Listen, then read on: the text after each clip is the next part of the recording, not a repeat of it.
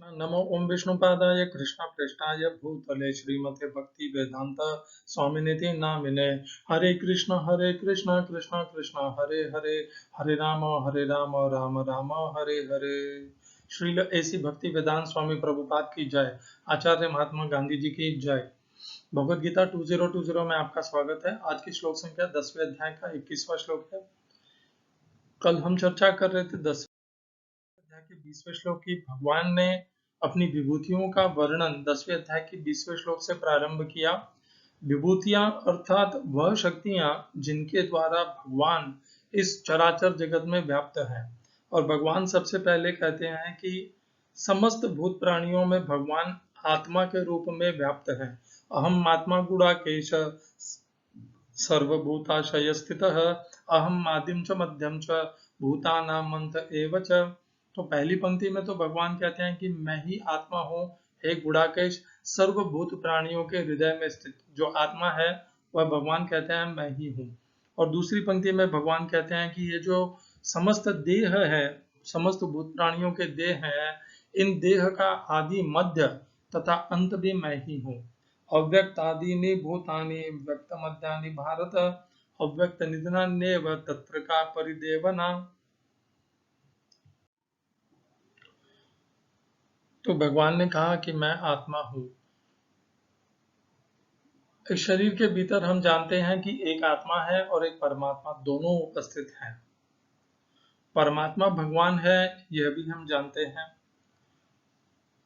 यहाँ पर भगवान अपने को परमात्मा के रूप में नहीं कह रहे हैं, भगवान यहाँ पर आत्मा कह रहे हैं। जो हम अणु आत्मा है, हम भी भगवान का अंश ही है। ममई वांछो जीव लोके जीव भूत सनातन। तो भगवान ने 15वें अध्याय के 7वें श्लोक में भी यही कहा कि जीव के भीतर भूत, समस्त भूतों के भीतर यह जो जीव स्थित है, जीव अर्थात अणु आत्मा, तो वह अणु आत्मा भी मेरा ही अंश है। ममई वांछो जीव लोके जीव भूत सनातन है। और यहाँ पर भी भगवान यही कह रहे हैं कि मैं ही आत्मा हूँ। भगवान अपने आप को शरीर में आत्मा क्यों कह रहे हैं? देखिए, भगवान ने कहा था मैं अपने आप को प्रमुखता से बताऊंगा। प्रमुखता से बताने का अर्थ है कि जो सबसे मुख्य है उसके हिसाब से बताऊंगा। तो शरीर में सबसे मुख्य है आत्मा।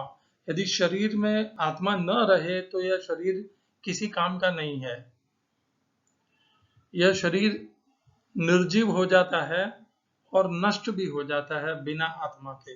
इसीलिए भगवान यहाँ पर अपने आप को आत्मा कह रहे हैं। शरीर के लिए आत्मा की आवश्यकता और उपस्थिति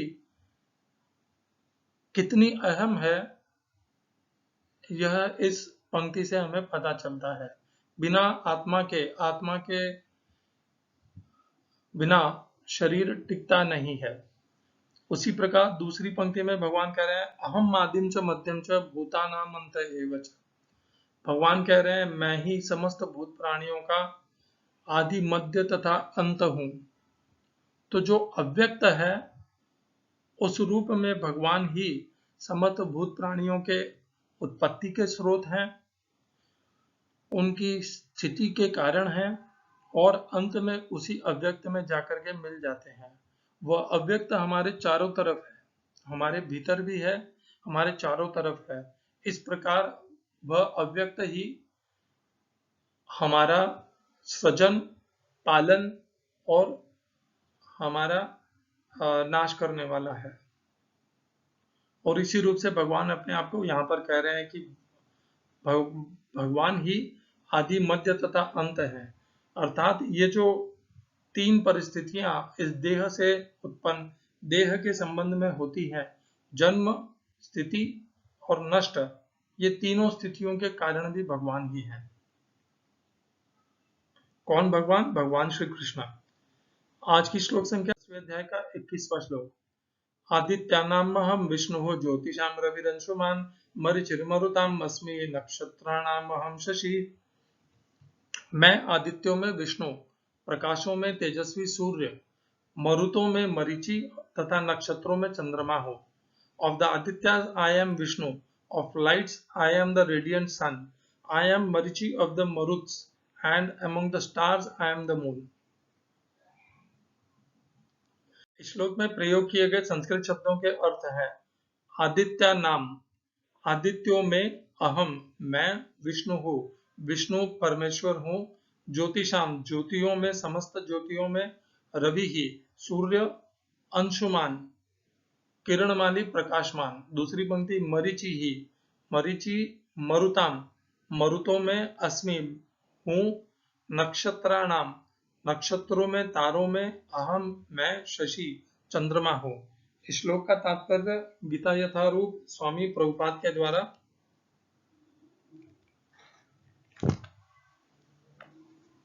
आदित्य 12 हैं जिनमें कृष्ण प्रधान है। आकाश में टिमटिमाते ज्योति पुंजों में सूर्य मुख हैं और ब्रह्म संहिता में तो सूर्य को भगवान का तेजस्वी नेत्र कहा गया है। अंतरिक्ष में 50 प्रकार के वायु प्रवहमान हैं जिनमें से वायु अधिष्ठाता मरीचि कृष्ण का प्रतिनिधि है। नक्षत्रों में रात्रि के समय चंद्रमा सर्व प्रमुख नक्षत्र है, अतः वह कृष्ण का प्रतिनिधि है। इस श्लोक से प्रतीत होता है कि चंद्रमा एक नक्षत्र है, अतः आकाश में टिमटिमाने वाले तारे भी सूर्य प्रकाश को परावर्तित करते हैं। वैदिक वांग्मय में ब्रह्मांड के अंतर्गत अनेक सूर्यों के सिद्धांत को स्वीकृति प्राप्त नहीं है। सूर्य एक है और सूर्य के प्रकाश से चंद्रमा प्रकाशित है तथा अन्य नक्षत्र भी। चूंकि भगवद गीता से सूचित होता है कि चंद्रमा एक नक्षत्र है, अतः टिमटिमाते तारे सूर्य न होकर प्रकाश चंद्रमा के सदृश हैं।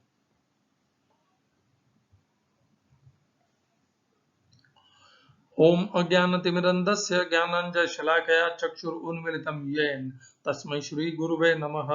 एकं शास्त्रं देवकीपुत्र गीतम् एको देवो देवकीपुत्र एव एको मंत्रस्तस्य नामानि यानि कर्माप्येकं तस्य देवस्य सेवा।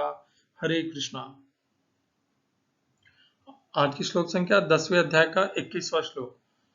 पहली पंक्ति में भगवान ने अपने दो विभूतियों का वर्णन किया है, दूसरी पंक्ति में भी दो विभूतियों का वर्णन किया है। पहली पंक्ति में भगवान कहते हैं आदित्य नाम अहम विष्णु हूँ। भगवान कहते हैं आदित्यों में मैं विष्णु हूँ।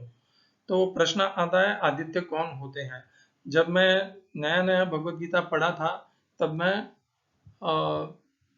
इस श्लोक का आधार लेकर के और मूर्खतावश कह देता था कि देखिए भगवान श्री कृष्ण ने अपने आप को विष्णु कहा है। ये वह विष्णु नहीं है जिसकी हम यहाँ पर चर्चा कर रहे हैं। आदित्य नाम अहम विष्णु हूँ। तो हम जान लेते हैं, प्रभुपाद ने तो साइंस के हिसाब से बहुत अच्छा लिखा है कि सूर्य एक ही है और बाकी जो हमें सूर्य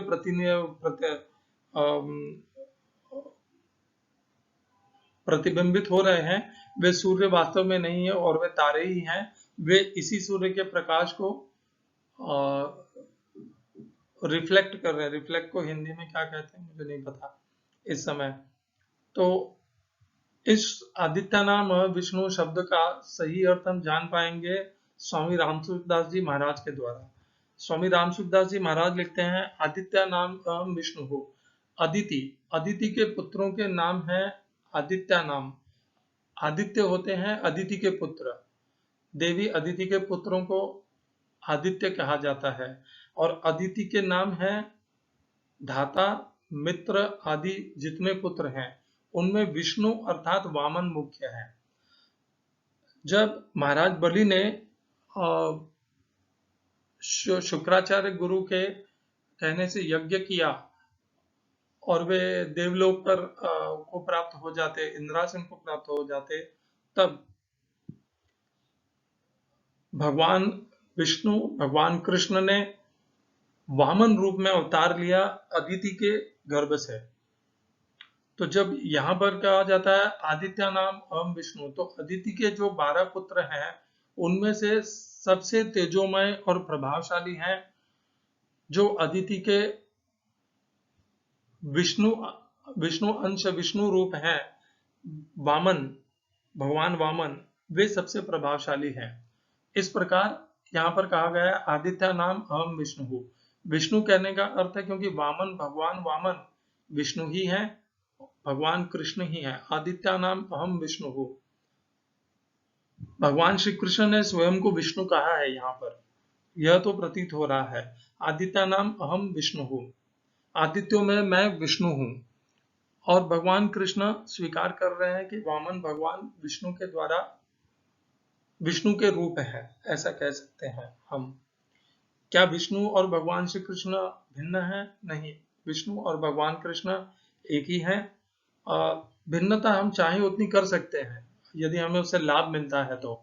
इस्कॉन में तो यह खैर है प्रचलित कि जो 3 प्रकार के विष्णु हैं, गर्भोदकशाही विष्णु, कारणोदकशाही विष्णु और एक और है विष्णु, ये तीनों भगवान श्री कृष्ण से उत्पन्न हुए हैं। और यह भी मानना है इस्कॉन का कि ये भगवान कृष्ण से एक श्रेणी नीचे है। व्यक्तिगत रूप में मैं यह सब नहीं मानता हूँ। भगवान कृष्ण ने भगवत गीता में अपनी भक्ति करना सिखाया है। भगवान कृष्ण ने यह नहीं सिखाया कि हम विष्णु कृष्ण अंश विष्णु को एक श्रेणी नीचे गिने, उन्हें एक श्रेणी नीचे उनका आंकलन करें और इस प्रकार हम उनका तिरस्कार या उनकी अपमान अवमानना करें। यह भगवत गीता में नहीं सिखाया है। इसलिए मैं इस प्रकार की ज्ञान और शिक्षा को समर्थन देने में असमर्थ हूँ।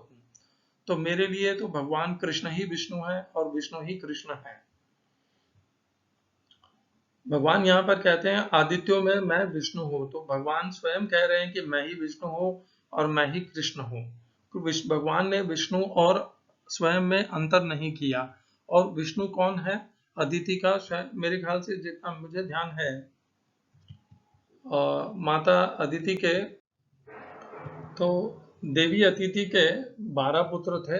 आप उनके नाम देख सकते हैं, विवस्वान, अर्यमा, पुस, त्वस्त, सविता, भाग, धाता, विधाता, वरुण, मित्र, शत्रु और आखिरी वामन अर्थात उरुक्रम। उरुक्रम अर्थात जिसके पैर बहुत बड़े हैं।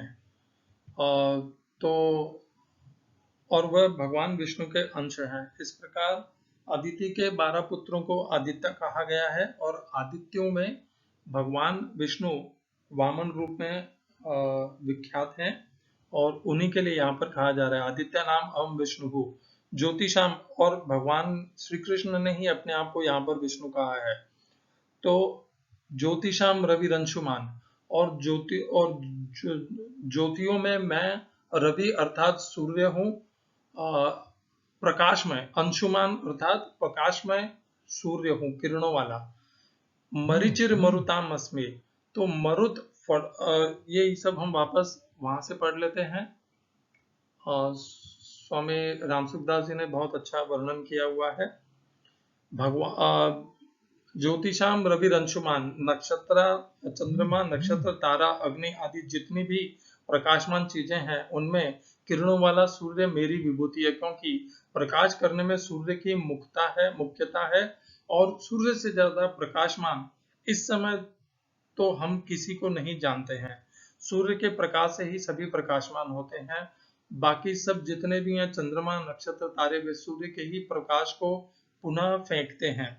मरीचिर मरुताम अस्मि, सत्व ज्योति, आदित्य, हरित आदि नामों वाले जो 49 अर्थात 49 मरुत हैं, उनका मुख्य तेज मैं हूँ। उस तेज के प्रभाव से ही मरीचिर मरुताम अस्मि, तेज के प्रभाव से ही इंद्र के द्वारा दिति के गर्भ के 7 टुकड़े करने पर, और दैत्यों की माता दिति, अदिति देवताओं की माता, यहाँ पर बात हो रही है दिति अर्थात दैत्यों की माता।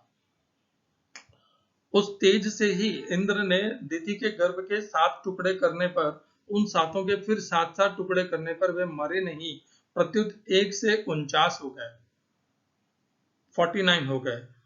और उनमें सबसे जो प्रभावशाली है मरीचि है। मरीचि मरुताम अस्मि। भगवान ने यहाँ पर अपने आप को पहले तो दिति के पुत्रों में वामन बताया और फिर दिति के पुत्रों में मरीचि भी बता दिया, अर्थात दैत्य भी बता दिया।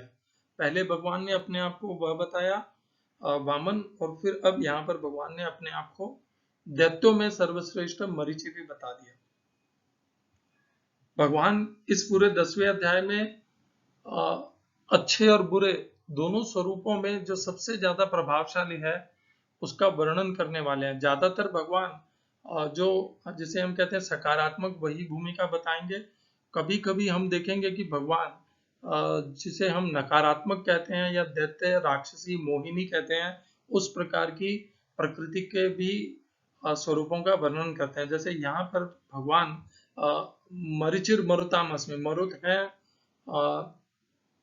दैत्यों की माता दिति के 49 पुत्र उन्हें मरुत कहा जाता है और उन मरुतों का में सबसे प्रमुख है मरीचि। उनको भगवान ने विभूति रूप से ही कहा है, अवतार रूप से नहीं। अब यहाँ पर स्वामी रामसुखदास जी विभूति और अवतारों के बीच में भेद बता रहे हैं। इस प्रकरण में जिन विभूतियों का वर्णन आया है उनको भगवान ने विभूति रूप से ही कहा है, अवतार रूप से नहीं। जैसे अदिति के पुत्रों में मैं वामन हूँ, शस्त्रधारियों में मैं राम हूँ, आगे इस अध्याय में आने वाला है। वृष्णि वंशियों में मैं वासुदेव कृष्ण और पांडवों में मैं धनंजय अर्जुन हूँ इत्यादि। कारण कि यहाँ प्रसंग विभूतियों का है। भगवान ये नहीं कर रहे हैं कि ये मेरी शक्तियां और मैं इनसे भिन्न हूँ। भगवान केवल इतना कहना चाह रहे हैं कि ये सब विभूतियां हैं। इस अध्याय में भगवान विभूतियों का वर्णन कर रहे हैं, इसलिए भगवान स्वयं को भी विभूति कहते हैं वृष्णि वंशियों में, और वामन भगवान को भी विभूति कह रहे हैं। इसका मतलब यह नहीं है कि वे विभूति हैं और भगवान के अवतार नहीं है। रामसुखदास जी ने महाराज ने यहाँ पर इन दोनों विभूति और अवतार के बीच का भेद बता करके भगवान वामन को अवतारी सिद्ध कर दिया है और भगवान कृष्ण को भी सिद्ध कर दिया है। उनको विभूति करके उनकी श्रेणी को कम नहीं होने दिया। और प्रभुपाद ने बहुत अच्छा हमें समझाया है कि वेदों में एक ही सूर्य का वर्णन मिलता है। हमारे साइंटिस्ट वैज्ञानिक हमें बताते हैं कि अनेकों अनेकों करोड़ों सौर मंडल में भिन्न भिन्न सूर्य हैं, परंतु वेदों में शास्त्रों में तो एक ही सूर्य है। और हो सकता है कि ये जो सूर्य हैं अनेकों सौर मंडल में दिखते हैं, ये इसी सूर्य के प्रतिबिंब प्रकाश को प्रतिबिंबित करते हो और इसलिए वे सूर्य प्रतीत होते हो। भगवान की क्या संरचना है ये आज हमारे छोटे से वैज्ञानिक ज्ञान को हमें समझ में नहीं आ रहा है, परंतु भविष्य में जाकर के यह सिद्ध हो सकता है। पहले हम सोचते थे कि 9 इस सौर मंडल में, हमारे सौर मंडल में केवल 9 ही ग्रह हैं। आज हमें पता है कि इस सौर मंडल में 10 हैं। जैसे जैसे हमारा वैज्ञानिक उपकरण आधुनिकता को प्राप्त होते हैं, हमारे पहले की वैज्ञानिक ज्ञान परिवर्तन को भी प्राप्त होते हैं। इस श्लोक में भगवान ने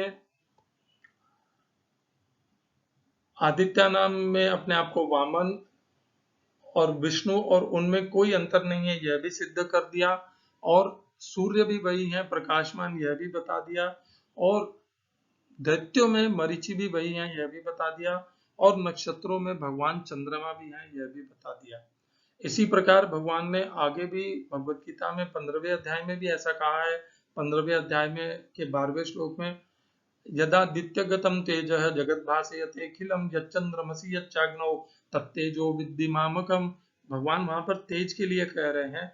तेज के विषय में भगवान 10वें अध्याय में आगे भी कहने वाले हैं, पर भगवान वहां पर भी कह रहे हैं 15वें अध्याय के 12वें श्लोक में कि आदित्य अर्थात सूर्यदेव में और चंद्रमा में जो तेज है वह तेज मेरा ही है। और यहाँ पर भगवान स्पष्ट कह रहे हैं कि मैं स्वयं ही सूर्य हूँ, मैं स्वयं ही चंद्रमा हूँ। ये इस प्रकार से भगवान को हमें देखने की हमें दृष्टि परिवर्तित करनी चाहिए। जब हम सूर्य भगवान को देखें, प्रातः हो हम सूर्य भगवान को पूर्व दिशा में देखें, तब हमें यह प्रतीति होनी चाहिए कि उस सूर्यदेव में भगवान श्री कृष्ण ही वास करते हैं।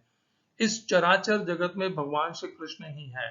जब हम रात्रि हो चंद्रमा को देखते हैं तब हमें यह दृष्टि होनी चाहिए हमारी आध्यात्मिक कि हम उस चंद्रमा में भगवान श्री कृष्ण को देख सकें। ये विभूतियों को जानने का अर्थ यही है कि हम चराचर जगत में भगवान श्री कृष्ण को व्याप्त देख सकें। यदि हमने इस अध्याय का अध्ययन कर लिया और उसके पश्चात भी हमारी दृष्टि में स्थूलता और इस प्रकार का ही बोध रह गया तो यह अध्याय का अध्ययन हमारा पूरा हुआ नहीं, यही समझना चाहिए। यह अध्याय आध्यात्मिक है, यह अध्याय हमारी दृष्टि को परिवर्तित करने वाला है। यह अध्याय हमें वह ज्ञान प्रदान करता है जिससे हम भगवान श्री कृष्ण को चराचर जगत में स्थित इस प्रकार देख सकते हैं। भगवान की जो चराचर में स्थित रहने की शक्तियां हैं वही विभूतियां हैं, उन्हें ही विभूति कहा जाता है। हरे कृष्णा। श्रील एसी भक्ति वेदांत स्वामी प्रभुपाद की जय। आचार्य महात्मा गांधी जी की जय।